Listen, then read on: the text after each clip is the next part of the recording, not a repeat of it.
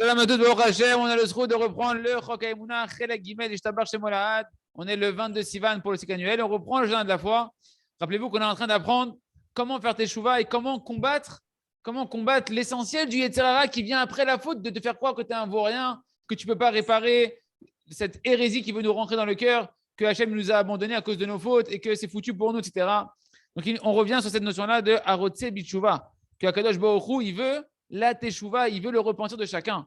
L'essentiel pour nous de retenir, c'est que la guerre contre le Yetzer Hara, ce deuxième Yetzer Hara qui vient après la faute, il y a le premier avant la faute, celui qui vient te culpabiliser après la faute, qui est le plus cruel du Yetzer Hara, hein, qu'un homme, une fois qu'il a trébuché, qu'il a traversé ce qu'il a traversé, eh ben, il y a une Baruch Hashem, laisse, Baruch Hashem, il y a une nouvelle épreuve qui vient après la faute, qui est encore plus grande qu'avant la faute, qui vient te faire croire, te faire rentrer dans le yéhouch, dans le désespoir, dans la culpabilité, hein, qui veut te faire rentrer dans la persécution, de dire que tu pourras. Regarde, tu as mal choisi ton libre arbitre. Tu avais un libre arbitre, tu n'as pas choisi le bien, tu as choisi le mal, donc tu es mauvais, etc. Il me dit, mais Béhémet, toutes ces pensées-là, ce sont des grandes fautes. Chaque pensée comme ça de culpabilité, de désespoir, de tristesse, ce sont des terribles fautes. Parce que chaque pensée de désespoir, c'est de l'hérésie dans la Torah. Tu ne crois pas à ce qu'il y a marqué dans la Torah, que quelqu'un nous enseigne la Torah, que la teshuva, ça fonctionne. Et qu'au final, la miséricorde d'Hachem, elle est infinie. Et qu'Hachem, qu'est-ce qu'il espère après la faute? Que tu reviennes vers lui. Sa main, elle est tendue vers toi, remplie d'amour pour te ramener vers lui. Comme on dit tous les jours dans la Tchila, dans la Mida, qu'est-ce qu'on dit? Harotse bitshuva. Hachem, il veut la tchouva. Donc quand tu es triste, qu'Hachem, il ne veut pas de toi, tu es en train de mentir, tu es en train de renier la Torah, tu es en train de renier la véritable identité d'Hachem, qu'Hachem, il t'aime après la faute encore et qu'il veut te ramener vers lui. Et sur ça, on fait une bracha. Baruch Hashem, Harotse bitshuva. On fait une bénédiction que Hachem, il veut la tchouva. Donc quand tu crois qu'Hachem, il ne veut pas de toi, c'est de l'hérésie. Il se trouve donc qu'après la faute, Ken, le Yetzer Hara, il vient te rentrer une avéra encore plus grande, une faute encore plus grande que la faute en elle-même, qui est quoi? Qui est l'hérésie. De perdre l'espoir en Hachem, comme si Hachem, il s'est désespéré de toi, Et sur ça, on va voir ensemble une prière de l'écouté de Philot de Rabbi Nathan, dans l'écouté de Philot 60, extraordinaire prière de Rabbi Nathan, qui vient sur ce deuxième Yetzer Hara, qui vient après la faute. Voilà les mots de Rabbi Nathan. Ne dis pas, il parle à l'âme de chacun d'entre nous et à chaque bon Israël, ne dis pas que ça y est, Chad Shalom, le désespoir, il est sur moi, de dire que ça y est, j'ai fait trop de fautes et que, Chad Shalom, je ne peux pas revenir vers Akadosh Baruch Hu, je ne peux pas revenir de ma bêtise et de mes idioties, parce que mes fautes, elles ont dépassé ma tête, elles m'ont submergé jusqu'à ce que le Yetzer Hara m'ait complètement vaincu et que je n'ai plus d'espoir. Oh, malheur à celui qui pense ça, il me dit Rabbi Nathan, aie pitié de toi, aie pitié encore des quelques jours qui te restent à vivre, que tu as encore à passer dans ce monde-là, que ce monde qui passe comme l'ombre, comme une ombre qui passe en un seul instant. Et ne dis pas de telles paroles que tu nous en préserves. Parce que de dire des paroles comme ça de désespoir, c'est encore pire que la faute en elle-même qu'il y a eu au préalable. Parce que ces pensées-là et ces idées-là, ces embrouilles qui viennent dans ta tête, elles sont très difficiles à gérer et elles endommagent énormément. Et écoutez bien ce qu'il dit Rabbi Nathan dans sa prière, elles mettent ton créateur en colère encore plus que tes fautes pour lesquelles tu es en train de te culpabiliser.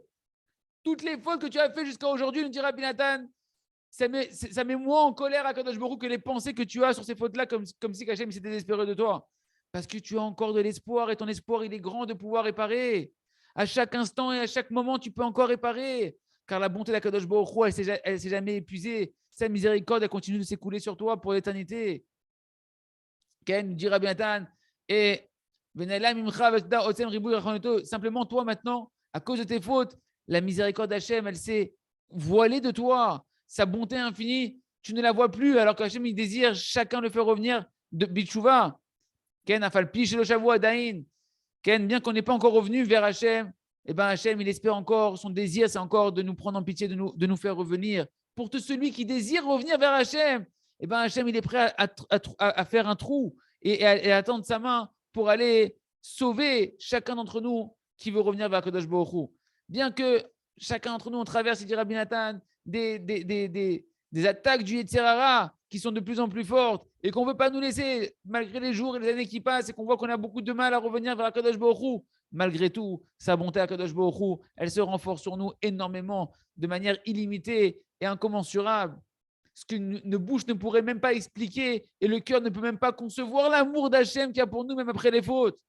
Et si tous les jours étaient en réalité de l'encre, et que toutes les plumes et que tous les océans, tous les cours d'eau étaient de l'encre et que tous les hommes étaient des scribes. Et Ken, eh ben, ça ne suffirait pas pour pouvoir décrire un millionième, un milliardième de la bonté infinie d'Akadosh Baruch Hu, de combien dans chaque génération Akadosh Baruch Hu, eh ben, il a pitié de nous, il nous aime, en particulier de ceux qui se lamentent et qui veulent revenir vers Hachem véritablement. Comme il nous dit, Ken, Chazak Veintrazek, renforce-toi, il dit Rabbi Nathan, renouvelle-toi à chaque instant, fais un nouveau départ pour servir ton Créateur comme si tu venais de naître à chaque instant et abandonne tes mauvais chemins, tes mauvaises pensées, oublie toutes ces ch'touillottes, toutes ces bêtises et ces futilités, retire la colère de ton cœur et retire le mal de ta chair. Attache-toi véritablement à Kadosh Baruch Hu et ne reviens pas à ta bêtise. Élève tes yeux vers le Créateur et rappelle-toi de l'ancien amour que tu avais pour Hachem et qu'Hachem a pour toi. Réveille-toi, mon âme, réveille-toi, l'âme du juif. Réveille-toi, mon âme. Chante à Kadosh, parle à Hachem, chante à Kadosh Baruch Hu et ne reste pas muet devant Kadosh Baruch Hu. Élève ta voix, ta belle voix, ouvre ta bouche, sors tes paroles agréables devant Kadosh Baruch Hu. Ouvre ta bouche et tes paroles t'éclaireront, Bédat Hachem. Fin de citation du Likouté de Philote. Donc, qu'est-ce qu'il nous dit ici, Rabbi Nathan? Souviens-toi bien que la faute du désespoir, elle est encore plus grande que la faute des fautes en général sur lesquelles tu es désespéré. Comme c'est marqué dans cette fila extraordinaire de Rabbi Nathan qui est terrible. Parce que par le fait qu'un homme il se désespère, Chas de Shalom, alors comme si Chas de Shalom il est en train de dire Hachem, il ne veut pas que je revienne Bitchouva. Ton désespoir, c'est quoi? C'est une forme que Hachem il t'a abandonné, qu'il ne voudrait pas t'aider à Kadosh Baruch Hu. Comme si Kadosh Baruch Hu, il ne peut plus te délivrer, Chas de Shalom. Alors que la vérité, ce n'est pas ça. En shum yosh ba'olam klal, il a dit Rabbeinu. Il n'y a pas de désespoir dans le monde du tout. Et Hachem, constamment, il veut que tu reviennes Bitchouva. Constamment, il veut que tu fasses un nouveau départ, que tu te repentisses sur ton passé et que tu cherches à améliorer tes actions à partir d'aujourd'hui et dans le futur. Et Hachem, il peut tout. Hachem, il peut t'aider à tout réparer, à tout transformer pour le bien, à condition que quoi? Que toi, tu te renforces de croire en Akadosh Baruch Hu, dans l'amour d'Hachem, dans la miséricorde d'Hachem, et de lui demander de l'aide. Et Hachem, il te viendra en aide et il te répondra et te donnera tout ce que tu as besoin d'Hachem pour revenir B'Teshuvah. Il y a ration chez Neskel d'être vigilant et sur nos gardes sur ce terrible Yetzirah qui vient après la faute, qui est encore plus cruel qu'avant la faute. On continue Hachem avec le jardin des louanges. En shum dikaon ba'olam klal. Il n'y a pas de désespoir dans ce monde-là du tout, de dépression dans ce monde-là. Écoutez bien, ce qu'on va voir ici, c'est Mamash, un fondement de la tchouva de notre génération, des secrets de la tchouva de notre génération qui nous dévoile ici le Rav au nom de Rabbi Nachman de Breslev. Il y a dans le remerciement un point très très fort de renforcement. Que lorsqu'un homme il commence à marcher avec le remerciement, Ken, c'est-à-dire quoi, qu'il comprend que dans tout ce qu'il va entreprendre, tout ce qu'il va traverser, il va dire merci à Kadosh Baruch Hu et qu'il prend la décision ferme que je vais dire merci à Hachem surtout, sur le bien comme sur le mal. Alors, ça va annuler du cœur de la personne toutes les tristesses. Il n'aura plus de chute, il n'aura plus de descente spirituelle. Et au contraire, il n'aura, et bien évidemment, au contraire, je veux dire, bien évidemment, il n'aura plus du tout de forme de désespoir, etc., et de dépression. Jamais. Pourquoi? On va expliquer ça très simplement. Venez, on réfléchit. Quand est-ce qu'un homme il a une chute? C'est quoi la hiérida, la descente? Quand est-ce qu'elle commence la descente d'un homme? En réalité, et ça c'est très subtil, on ne fait pas attention à ça. Mais le Rav nous dit, la descente elle commence lorsqu'un homme il n'est pas satisfait de son niveau spirituel où il en est. Que maintenant, il sent que je ne sens pas la lumière d'Hachem là, c'est pas normal. Pourquoi je sens plus de chayou, je sens plus le goût de l'amour d'Hachem, le goût des mitzvot, de la Torah. Et la personne, elle n'accepte pas cette situation-là. Elle se remet en question en disant, c'est pas normal que je ne ressens pas ici. Ken. Et là, ça commence à être la dégringolade, parce que la personne, on va expliquer. Mais par contre, lorsqu'une personne, si à ce moment-là, même quand elle ne ressent pas l'amour d'Hachem, quand elle ne ressent pas le kiff d'Hachem, elle dit merci beaucoup à Kadosh Baruch Hu. Sur la situation spirituelle, où elle est dans une sorte d'obscurité qui commence à démarrer à l'intérieur de lui-même. Alors il n'aura aucune descente. Au contraire, il va mériter par son remerciement de se soumettre devant un Kadosh Baruch Hu. Et cette soumission-là de dire merci à Hachem, que je ne te ressens pas pour l'instant, que je n'ai pas la chayout aujourd'hui, que je n'ai pas le feu à l'intérieur de moi aujourd'hui, tu te soumets devant Hachem, ça te relie à Hachem. L'humilité que tu es en train d'acquérir ici, elle te rattache à Hachem et elle te rattache directement à Kadosh Baruch Hu, ce qui va te ramener la lumière, qui va te rééclairer pour pouvoir redémarrer. Parce que pourquoi un homme il est triste? Écoutez bien ce qu'on est en train de dire ici. Pourquoi un homme il est triste spirituellement? Parce que ça ne s'est pas passé comme il voudrait. spirituellement, ça ne s'est pas passé de la manière dont il aurait aimé que ça se passe. La réussite qu'il voulait spirituellement, il ne l'a pas aujourd'hui comme il voudrait. Donc, il commence à s'énerver avec lui-même, il commence à s'énerver avec sa vie, il commence à s'attrister de sa vie. Mais quand tu dis merci, que ça ne va pas comme tu voudrais, alors non seulement que tu n'es pas triste, mais même tu vas transformer cette tristesse en joie, que tu n'arrives pas à te lier pour l'instant à Kadosh Baruch Hu. Et véritablement, ça va te relier à Kadosh Baruch Hu, ce travail-là. Pourquoi? Parce que le remerciement, quand même, il dit merci à Hachem que ça ne va pas comme je voudrais spirituellement aujourd'hui. Ça montre que tu acceptes avec amour que ça ne marche pas pour toi spirituellement aujourd'hui. Sous-entendu quoi? Que tu reconnais qu'aujourd'hui, je ne suis pas digne de recevoir plus que ce que j'ai spirituellement. J'accepte Hachem, l'Omagiali. Qui je suis, moi, pour dire que je mériterais de te sentir et de kiffer dans la Torah et les mitzvot? Qui je suis? Je suis content de ce que j'ai jusqu'à présent, que j'ai ma kippa, que j'ai mes tzitzit. C'est-à-dire, je ne te ressens pas et j'arrive pas, je ne me suis pas réveillé alors que je voulais. Je ne mérite pas de recevoir. Qui je suis pour mériter? Et du fait que tu n'as pas d'amertume et donc d'accusation sur Hachem, pourquoi Hachem, je ne ressens pas ta lumière aujourd'hui, etc. C'est ça la tristesse que tu as. C'est que tu accuses Hachem, j'aurais dû recevoir, je devrais te servir en feu et je ne te sers pas, je n'ai pas la force de te servir en feu. Pourquoi tu ne me donnes pas ça? Pourquoi tu n'ouvres pas la porte d'Hachem? Parce que toi, tu es conscient que l'homme Agiali, tu ne me dois rien, Kadosh Baruch Hu. Ça montre quoi? Ton remerciement que tu as quand ça ne va pas, c'est la signature de ton humilité devant Hachem. Que tu es conscient de ta petitesse devant Kadosh Baruch Hu. Et donc, dès que tu remercies que tu es dans l'humilité, eh ben, ça te relie directement à Hachem. Parce que le trait d'union avec Hachem, c'est l'humilité. Ce qui coupe le lien avec Hachem, c'est l'orgueil. Magali, j'aurais dû me lever honnête, j'aurais dû faire tikkun chatzot, pourquoi j'arrive pas à faire chatzot?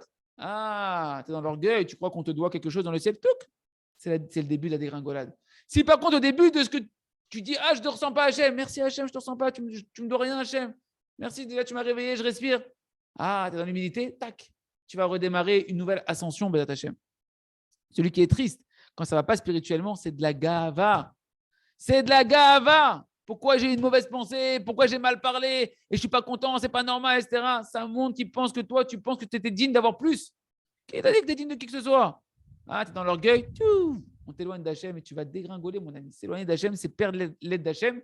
Quand tu n'as pas d'aide divine, parce que tu es orgueilleux, le Tzara, il prend le dessus. Il se trouve donc que le remerciement, c'est d'une profondeur extraordinaire, ce qu'on est en train de voir, et un yesod qui peut permettre à un homme de ne plus faire de chute, il a dit le Rav.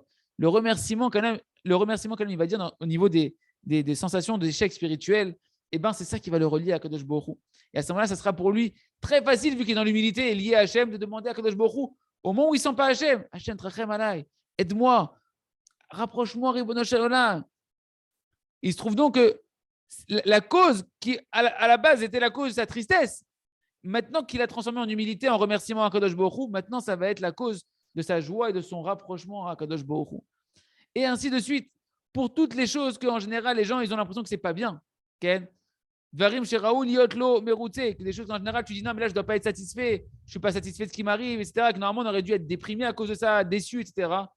Surtout lorsqu'un homme, il va mériter maintenant de dire Kara Hashem Rotse, Kara Hashem Rotse, comme ça, Hashem, il veut. Et je te remercie à Kadosh Baruch Hu.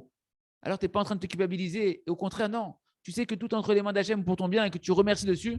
Alors, non seulement que tu ne vas pas être attrapé dans le mensonge que c'est mauvais et que tu vas être attristé, etc., mais au contraire, tu vas même pouvoir être heureux et te réjouir, mamage de la situation qu'à l'époque, tu aurais été triste et que les autres, ils se seraient en train de s'attrister, etc. Comme il dit le Rav, ce qui s'est passé avec un des Avrechim, un étudiant de la Yeshiva qui est venu voir le Rav et dit Rav, Rav, je suis tellement fatigué, j'arrive pas à me lever le matin, ça va pas pour moi, etc. Qu'est-ce qu'il a dit le Rav? Dis merci Hachem. Dis merci à Hachem que je suis fatigué aujourd'hui, que je ressens de la lourdeur sur moi aujourd'hui, de la pesanteur. Des fois, tu arrives le matin en collège, tu t'es traîné pour venir à la synagogue, tu t'es tiré par les cheveux pour aller sortir, par les péotes pour sortir du lit, etc. Dis merci à Kadosh Baruch Hu. Au lieu d'être déprimé, de t'en vouloir et d'en vouloir à Hachem, dis merci à Hachem. Parce que ce qu'Hachem il fait, c'est pour ton bien. Ne te culpabilise pas ta femme. Ne te fais pas dépendre d'autres raisons. Parce que ce que tu es en train de vivre maintenant, même spirituellement, tout vient d'Hachem pour ton bien éternel. Alors dis merci à Kadosh Baruch Hu, merci Ribono Shel Olam. Toi, tu sais ce que tu fais. Comme ça, tu as fait. Merci Ribono Shel Olam. Comme on a dit, les amis, c'est très profond, c'est l'humilité. C'est l'expression, celui qui cherche, qui a compris que la racine de tout le bien, c'est l'humilité, la hanava. Sache que la hanava, c'est le remerciement dans toutes les situations et d'Afka au niveau spirituel. Que tu sais que tout ce que tu réussis spirituellement jusqu'à aujourd'hui, c'est qu'un chesed d'Hachem. C'est une bonté d'Hachem, ta tchouva, ton judaïsme, ta Torah, c'est une bonté d'Hachem. Et ce qui te manque, ce qui me manque, on ne me le doit pas. Tu ne me dois rien, Kadosh Baruch Hu. Tu ne me dois rien. Et ce remerciement, qui est l'expression de l'humilité, te relie et te rattache à la dvekout, à Kadosh Baruch Hu. Et à ce moment-là, la personne elle peut tout de suite de nouveau faire un nouveau départ, demander l'aide à Hachem, parler à Hachem, parce qu'il est dans l'humilité. Et Hachem, il va te répondre. Il va te réouvrir les portes tout de suite. Parce que c'est ça le test, est-ce que tu es orgueilleux, est-ce que tu es humble. Et il va te donner par montée gratuite encore d'autres choses. Et tu vas être conscient que c'est de la gratuité d'Hachem. Puisque toi-même, tu dis que tu ne mérites rien.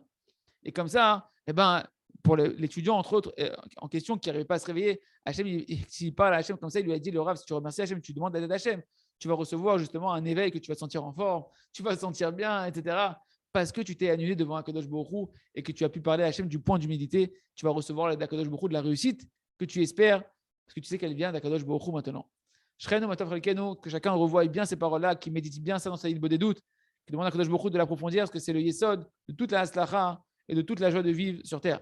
On continue avec le livre à travers champs et forêts pour faire Matzah Hachem, notre heure d'Ilbo des doutes encore aujourd'hui. Tu dois prendre la responsabilité de ta vie, mon ami. Il se trouve ici qu'on a vu ensemble dans les pages précédentes, maintenant, un grand renforcement pour chacun d'entre nous. Du fait que maintenant on a compris clairement et qu'on a foi qu'il n'y a pas de souffrance sans faute sur terre et que Kadosh Baruch Hu dirige ce monde uniquement mesure pour mesure. Si c'est comme ça, chacun d'entre nous doit prendre une responsabilité pleine sur sa vie et arrêter de culpabiliser et d'accuser le monde ou d'autres personnes de sa souffrance. Ni sa femme, ni ses enfants, ni son ami, ni son patron, ni personne. Ni le mauvais œil de l'un tel, ni la sorcellerie de l'autre, ni à cause du hasard de la nature. Non.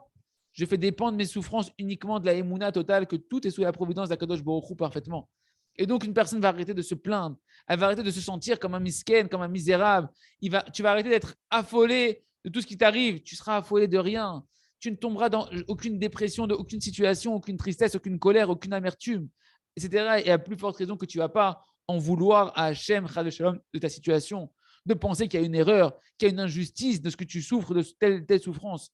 Et également, tu vas arrêter, et ça c'est l'essentiel, tu vas arrêter de te culpabiliser de toi-même. Parce que quand on est en train de te dire que tu dois prendre la responsabilité, ce n'est pas de te culpabiliser. C'est juste savoir comment maintenant tu peux sortir de tes problèmes. En sachant que si tu fais tes chouvas, tu vas réparer la cause de ton problème. Pas de te culpabiliser et de t'en vouloir. Parce que même si les souffrances sont venues à cause de tes fautes, Ken, alors là, tu dis, bah voilà, c'est à cause de mes fautes, donc il faut que je me culpabilise. Donc en fait, le Rav me demande de me culpabiliser. Non. Après la faute, après coup, le seul libre arbitre qui te reste, c'est deux options. Ou bien tu vas choisir, et c'est la bonne option, de faire tes chouvas et d'apprendre du passé. Comment te rapprocher mieux d'Akadosh Baruch Hu, de l'endroit de là où tu es tombé, tu vas tirer les bonnes leçons constructives. Et tu vas avancer. Et ça ne s'appelle pas se culpabiliser, ça s'appelle se responsabiliser. Ou bien, tu as le libre arbitre après la faute de tomber de la foi et de te culpabiliser et te déprimer et d'en vouloir à tout le monde et au monde entier. Au contraire, un homme, il doit se tenir après l'échec avec une force terrible de chercher pourquoi il m'est arrivé cet échec-là, cette souffrance-là, ces issourim-là, jusqu'à ce que tu arrives à trouver et que tu puisses faire tout pour trouver c'est quoi la cause de ton problème et tout faire après pour chercher de réparer cette cause que tu auras décelée avec l'aide d'Hachem. Et ainsi, une personne peut vivre une vie à présent, une vie, un avant-goût du monde futur dans ce monde-là et ressentir constamment la douceur d'Hachem qui le vitalise. Peu importe son niveau où il est, un juif le plus simple qu'il est, s'il suit ce chemin-là, il pourra mériter de ressentir la douceur d'Hachem et un paradis sur terre. Chacun, il doit être fort là-dedans, les amis, de se tenir tous les jours devant Hachem dans sa Hitbo des doutes, venir devant Hachem et se soumettre devant Kadosh Baruch Hu, baisser la tête et prendre la pleine responsabilité de toutes les souffrances qu'il a dans son quotidien et reconnaître, mamash, pleinement avec sa bouche que je suis le seul responsable de mes souffrances à cause de mes fautes, non pas pour me culpabiliser et m'attrister et m'en vouloir, mais au contraire, pour prendre la responsabilité de prendre sur soi, de commencer à réparer les choses. Et le seul fait de venir maintenant se soumettre devant un Kadosh Baruch Hu, ça adoucit toutes les rigueurs qu'il y a sur un homme. C'est quoi adoucir toutes les rigueurs? Ça adoucit toutes les souffrances qui sont sur la tête d'un homme. Et plus un homme il va avoir cette émouna qui n'a pas de souffrance sans faute, qui va s'affermir à l'intérieur de lui-même, Ken, que forcément il y a une cause à toutes ces souffrances-là qui sont mes fautes, plus ça va être clair à l'intérieur de toi. Et plus tu vas avoir la force d'allonger tes prières, de t'entêter devant un Kadosh Baruch Hu et de dire Hachem, montre-moi quelle est la faute qui est la cause de toutes mes souffrances. jusqu'à ce que, à force de prière et d'humilité devant Akadosh Baruch Hu, on va te prendre en pitié dans le ciel et on va te faire voir clairement qu'est-ce que tu dois réparer. Et tu verras que dans ta Hidbodedou, dans tes paroles avec Hachem, dans tes pensées, Hachem, il va te parler, il va te donner des intelligences extraordinaires, des versets de la Torah, des paroles de nos sages de la Torah, Gdosha, qui vont te parler, qui vont dire waouh, mais c'est vraiment mesure pour mesure dans ma situation, cette parole de la Torah, elle me parle vraiment. Et en fait, c'est ça que je dois réparer. Et comme ça, tu vas commencer à vivre une vie remplie d'intelligence divine, de méditation et de perception d'Akadosh Baruch Hu, de comprendre, de commencer à entreapercevoir comment Hachem il gère ta vie. Et tu vas pouvoir faire résider sur toi, Kipshuto, une prina, une dimension de Ruach HaKodesh, d'Esprit Saint. Quel Gan Eden, quels amis, les amis, quel paradis sur terre de pouvoir mériter de sentir le Ruach HaKodesh qui plane sur toi, de comprendre un petit peu à ton niveau Akadosh Baruch Hu, déjà dans ce monde-là. Qui ne voudrait pas ça? Ben, les amis, c'est à la portée de tous dans l'heure d'Ilbod des doutes que je nous souhaite à tous de faire encore aujourd'hui minimum 7 heures d'Ilbod des doutes. Merci Hachem Idbarach. On continue avec le jardin de la sagesse. Rappelez-vous qu'on parlait que le Chacham, lorsque le roi il l'a appelé, il a commencé à réfléchir, à remettre en question l'appel du roi, etc. Et que donc il n'était pas prêt à s'annuler devant les plus grands que lui. Il n'était pas prêt par sa sagesse à s'annuler devant les plus petits que lui. Et bien, à l'opposé, on voit des histoires très connues des tzadikim qui, eux, ils étaient prêts à s'annuler, mais tachlit abitoul, dans l'annulation la plus grande, non seulement devant les plus grands qu'eux, mais même devant les hommes les plus simples, les plus petits du peuple, ils étaient prêts à s'annuler devant eux. Même les plus petits des plus petits. Comme on voit d'ailleurs un extrait dans la Psikta Rabati, c'est ramené là-bas, le Midrash, où on ramène l'histoire de Rabbi Yoshua ben Levi, qui a demandé à Eliyahu Hanavi qui lui montre, qui lui fasse voir qu'est-ce que c'est les Avnei Katkod qui sont ramenés dans la prophétie de consolation. Mais c'est un petit Katkod Shimshotaïr, je vais te mettre comme les pierres de Katkod, etc. Il voulait savoir c'est quoi ces pierres. Je ne comprends pas de quoi il parle dans la prophétie des pierres de Katkod. Et il a demandé à Eliyahu Hanavi, montre-moi c'est quoi ça. Et Eliyahu Hanavi, il lui a envoyé sous une providence divine un jeune homme, un jeune enfant, pour lui emmener voir, pour lui faire voir ces pierres. Et voilà d'un coup, il apparaît un jeune enfant qui vient voir Rabbi Yoshua ben Levi et qui lui fait une allusion de lui dire genre, viens derrière moi. Pas la Rabbi Yoshua ben Levi, viens derrière moi, suis-moi. Et voilà que Rabbi Yoshua ben Levi, il arrête tout ce qu'il fait, il se lève et il suit, mamash, comme un petit mouton, ce jeune enfant, jusqu'à ce qu'il arrive à une grotte dans la ville de Lod. Et là-bas, il a découvert, on lui a montré là-bas les pierres du Katkod. Et là-bas, mamash, elles étaient tellement lumineuses, c'est marqué dans le Midrash, qu'elles ont illuminé toute la ville de Lod de leur lumière jusqu'à la fin du Midrash. Il faut réfléchir un petit peu sur ce Midrash-là. Rabbi Yoshua ben Levi, ce n'était pas un homme qui était là en train de glander dans le langage populaire. C'est quelqu'un il n'avait pas du temps à perdre pour suivre un petit enfant qui vient, qui ne connaît pas ni d'Adam ni d'Ève, et qui se met devant lui et de le suivre comme ça, sans savoir où il va. C'est un homme, Baruch Hashem, Talmid Chacham, Tzadik, Hatsoum, qui étudiait la Torah jour et nuit, qui a enseigné la Torah même aux autres. Et malgré tout, dès qu'un enfant il est venu devant lui, qu'il ne connaissait pas du tout, il était prêt à le suivre. Il s'est annulé devant lui. Et il s'est dans une situation comme si il n'était rien du tout, en fait, Rabbi Yoshua ben Levi. Toute sa stature, toute sa grandeur, il a mis de côté, il a tout abandonné. Ses élèves, ses cours, etc. Et il est parti derrière ce jeune homme-là. Et comme ça, il a mérité qu'on lui dévoile les pierres du Katkod extraordinaire. Et de là, chacun d'entre nous doit apprendre que même si tu n'as pas mérité d'atteindre encore déjà un tel degré d'annulation, de pouvoir t'annuler devant un plus petit que toi-même, quelqu'un qui te paraît vraiment beaucoup plus petit que toi, au moins, tu dois déjà apprendre le début de l'humilité qu'on a vu dans la Torah, l'écouter Moharan, enseignement 14. Le début de l'humilité, c'est déjà apprendre à te soumettre devant celui qui est plus grand que toi. Et dans notre histoire du Chacham et du Tam, à plus forte raison, quand ici c'est le grand des grands qui est le roi, lui-même avec tout son kavod, tout son honneur, qui t'appelle, tu dois t'annuler devant lui. Mais le Chacham, non. On sait déjà que lui, ça y est, le monde, il avait plus de sens à ses yeux, il méprisait tout le monde, il voyait tout le monde d'en haut. Tout le monde était petit, méprisable pour lui. Et maintenant, on arrive à une clarification que même le roi, dans tout son honneur, il était insignifiant déjà aux yeux du Chacham. Et on voit ici combien le Chacham, il était dans un orgueil terrible dans lequel orgueil il était tombé, le Chacham. Il reste chez l'école de pouvoir traverser cette humilité, de se sentir plus petit que les plus grands que soi, que ceux qui ont le même niveau que nous, et plus petits même que les plus petits que nous. Et comme ça, pouvoir avoir des découvertes merveilleuses de connaître Akadosh Baruch Hu qui se dévoile que dans l'humilité. On continue avec le Sefer Or chadash al Zion ta'ir veniske kolano b'mera le'oro. Les amis, on est dans la Hamida et on arrive maintenant à la bracha. On termine avec la bracha aujourd'hui de Slach Lanu. Dans la Hamida, après avoir vu Takadosh, la bracha des Avot, Takadosh, Tachonet Damdat, Hashivenu Avnu Toratecha, on arrive à Slach Lanu, pardonne-nous Hachem. Et bien, aussi dans cette bracha-là, il faut avoir la kavana sur le da'at, sur la conscience d'Hachem, la connaissance d'Hachem qui est la clé de tout. Pourquoi? Parce que lorsqu'un homme il faute, quand un homme il faute, Dieu nous en préserve. Et bien concrètement, qu'est-ce qu'il est en train de faire? Il est en train de se mutiler. Il est en train de se faire du mal à lui-même. Parce que tu es en train de t'éloigner d'Hachem. Tu t'éloignes toi-même par ta faute de la source de tous les bonheurs de ce monde-là, de la solution à tous les problèmes de ce monde-là qui est Kadosh Baruch Hu. Et tu t'attires sur toi les souffrances du monde.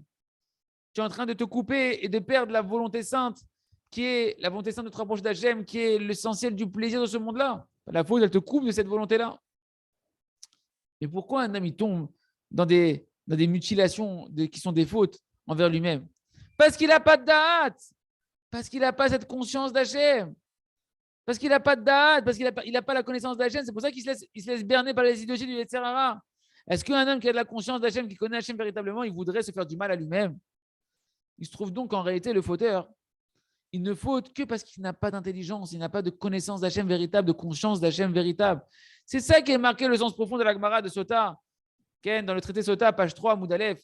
Un homme ne faute que parce qu'il est rentré en lui un vent de folie, parce qu'on lui a enlevé la conscience d'Hachem.